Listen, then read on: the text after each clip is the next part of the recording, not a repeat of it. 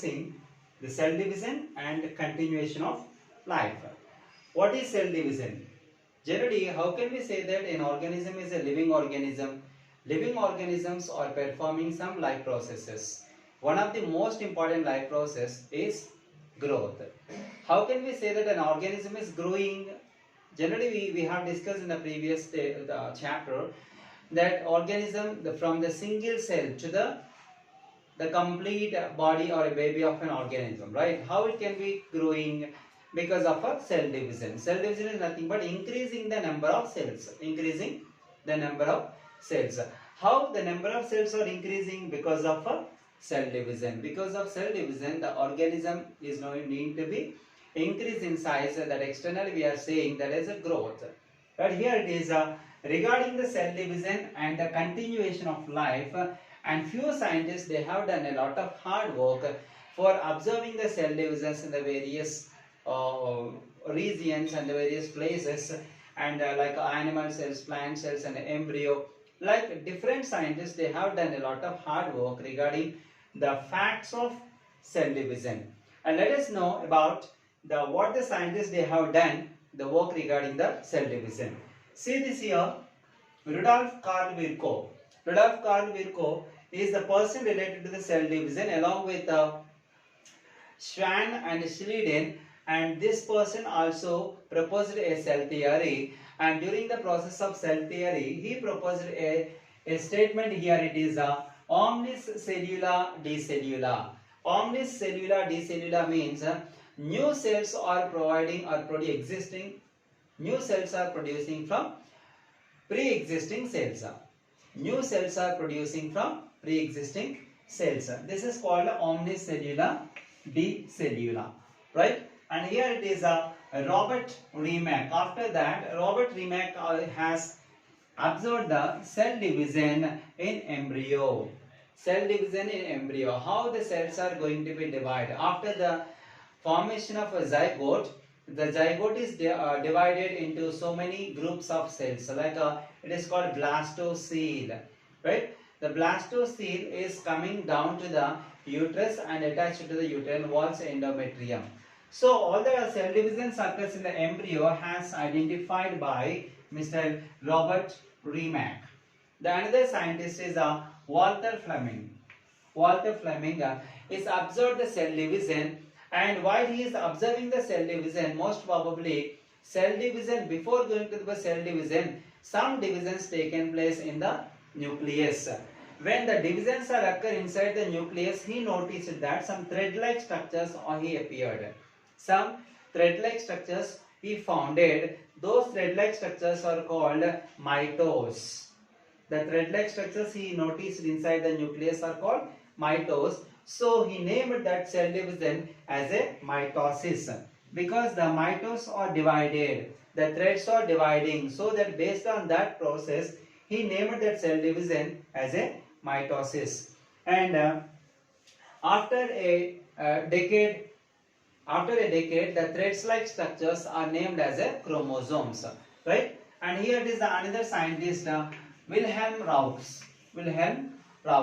And he noticed that chromosomes carry a set of inheritable elements. Chromosomes carry a set of inheritable elements. While the cell division is going on, the chromosomes are splitted lengthwise, and they can carry some kind of inheritable elements. Those elements are transferred to the next generation, and they are only carriers of the characters from the parents to the next generation. That was identified by Mr. Wilhelm Raux.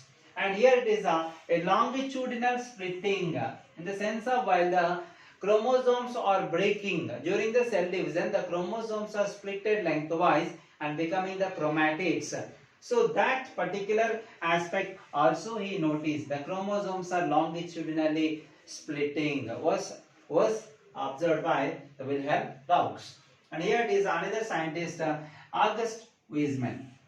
August Weismann is a scientist who also be working along with Charles Darwin, and Charles Darwin's theory also be proposed along with him.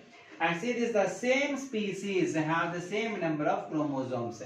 In a successive year, in a successive generation, same species, means the human species or animal species, related to the same kind of organisms are performing or having the same number of chromosomes. For example, if you take any human beings, in human being cells, there are 46 number of chromosomes are there. So whatever that the place where they are living, what the country they are living, every human being in the world, they are containing the same number of chromosomes in their cells. That's nothing but the 46. This is what he noticed. And also the chromosome number is always constant.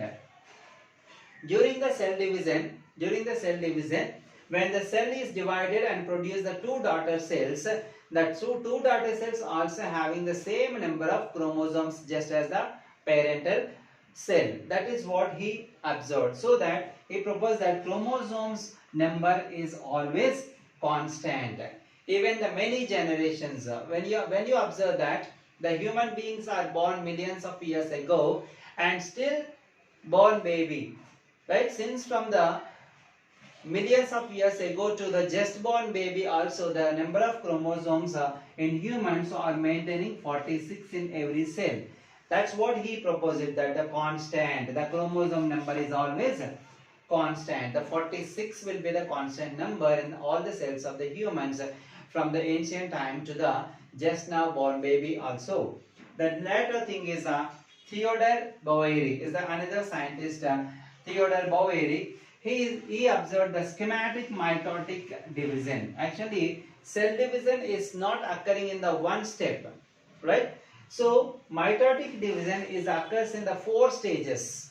4 stages. How the cell division occurs in the 4 stages, the complete sequence or schematic process is noticed by Mr. Theodore Boveri. How it has taken place in the step by step was observed. And finally, the two scientists are here, the Watson and Crick. James Watson and Crick are observed the structure of DNA, deoxyribonucleic acid. The structure was identified by Mr. Watson and Crick because of both of their hard work for observing the structure of DNA. They got the Nobel Prize also. So this is what regarding the cell division, and because of cell division only the organisms can able to continue their life, right? Definitely we have to appreciate all the scientists. They given a lot of valuable information regarding the cell division.